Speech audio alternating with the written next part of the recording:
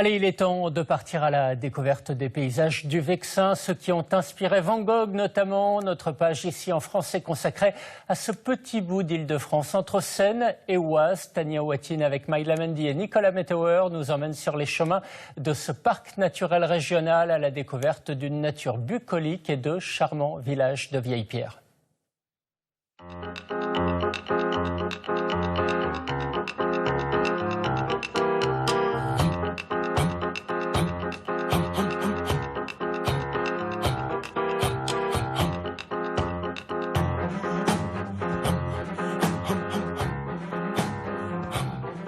Nous allons commencer notre balade dans le secteur de la Roche-Guyon. Ce village, classé parmi les plus beaux de France, notamment pour son château et ses nombreuses constructions troglodytiques, est au cœur d'une réserve naturelle, celle des coteaux de la Seine. Ces pitons de craie ont des millions d'années. Pour en savoir plus, nous nous sommes invités à une visite guidée. C'est une église qui est construite dans la craie. C'est ça, elle a été construite au XVIIe siècle. Et c'est la seule église en Île-de-France qui est construite directement dans la craie comme ça. Elle fait 8 mètres de hauteur pour 26 mètres de long. Elle est ouverte de temps en temps, mais oui, c'est un édifice assez fragile, donc c'est pour ça que les visites sont très limitées. Sans la fraîcheur de la pierre.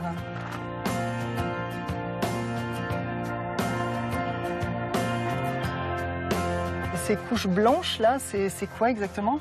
Alors le calcaire, ce sont justement les coquillages, les algues et les micro-organismes.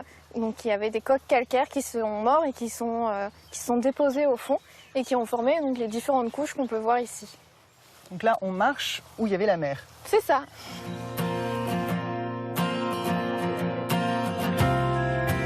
Là, on peut observer une espèce qui est assez rare en Île-de-France, le faucon pèlerin. Il faut le chercher, il est quelque part sur le piton normalement. Les coteaux de la Seine abritent une faune et une flore variées et protégées dans cette réserve naturelle. Non, écoutez, moi j'ai pas de chance, je vois pas.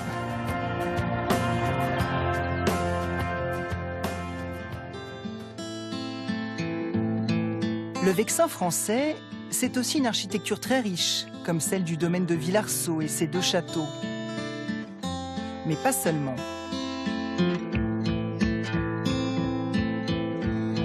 On poursuit notre balade dans la vallée de la Vionne, une rivière qui traverse de nombreux villages du Vexin. Pour découvrir le secteur, on a rejoint les randonneurs. Alors Serge, vous avez créé un blog qui s'appelle Le Francilien Heureux. Vous avez parcouru les 1280 communes d'Île-de-France. Tout à fait. Pourquoi est-ce que vous nous avez amenés ici, dans ces petits villages? Alors parce que c'est vraiment typique de ce qu'on peut trouver en Île-de-France. On a toujours l'impression que l'Île-de-France, c'est Paris et c'est sa banlieue. Et on a des petits villages, on a l'impression des fois d'ici d'être quasiment à 500 km de Paris. Là, on a la Vionne. Initialement, il y avait 38 moulins sur le cours de la Vionne. Et actuellement, il en reste beaucoup moins. Et on a une très belle minoterie, un très bon moulin qui reste derrière aussi, qui date, je crois, du début du XXe siècle, qui a été transformé à ce moment-là.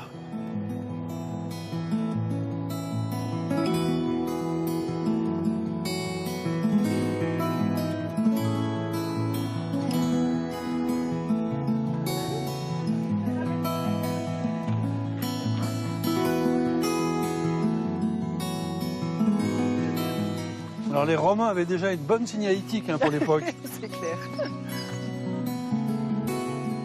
La chaussée Jules César, c'est une voie romaine. Et la particularité des voies romaines, elles étaient rectilignes parce que les chars romains n'avaient pas de direction. Ça faisait plus de 200 km.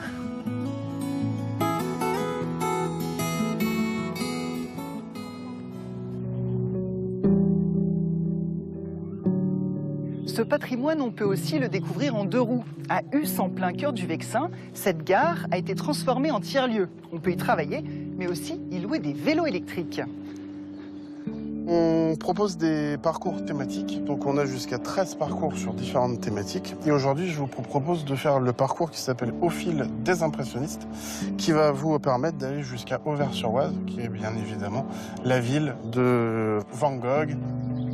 Merci Merci Bonne beaucoup. balade. Au revoir. Fixé sur le vélo, un smartphone permet de trouver son chemin et d'en apprendre plus sur les alentours. Waouh, magnifique. Ah, ça c'est paisible. Hein.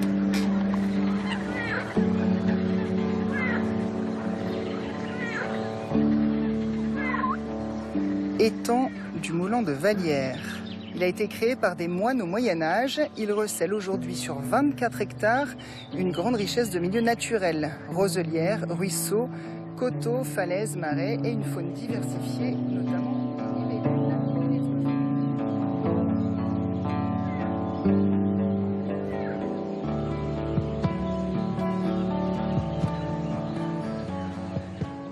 Après 2 heures de vélo, nous arrivons à Auvers-sur-Oise, la ville la plus célèbre du Val d'Oise, parce que Van Gogh est enterré ici, dans ce cimetière, et qu'il a peint plus de 70 tableaux en 3 mois.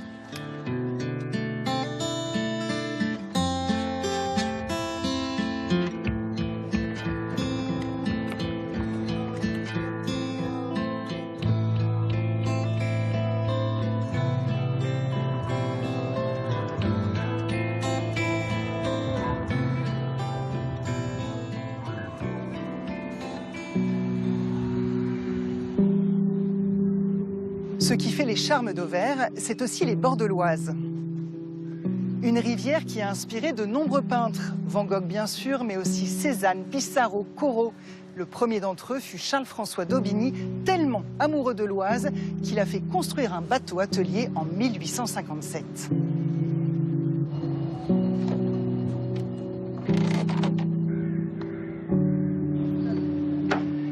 Bonjour, Hervé et Daniel. Alors c'est vous qui avez construit la réplique de ce bateau, donc qui s'appelle le Bottin. Le Bottin avec un T, absolument. À quoi il servait à l'origine ce bateau?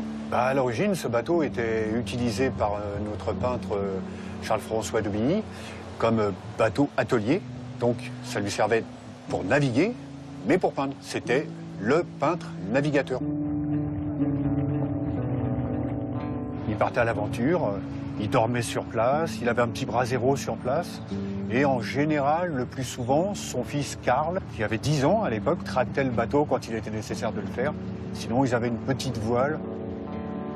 Il venait, il jetait l'ancre. Quand on voit tout ça, on comprend. C'est une éclaboussure de lumière. Il jetait l'ancre, il s'installait et il peignait. C'est vraiment luxuriant. C'est vraiment, on appelle ça, nous, notre petite Amazone. Et c'est vraiment un endroit privilégié.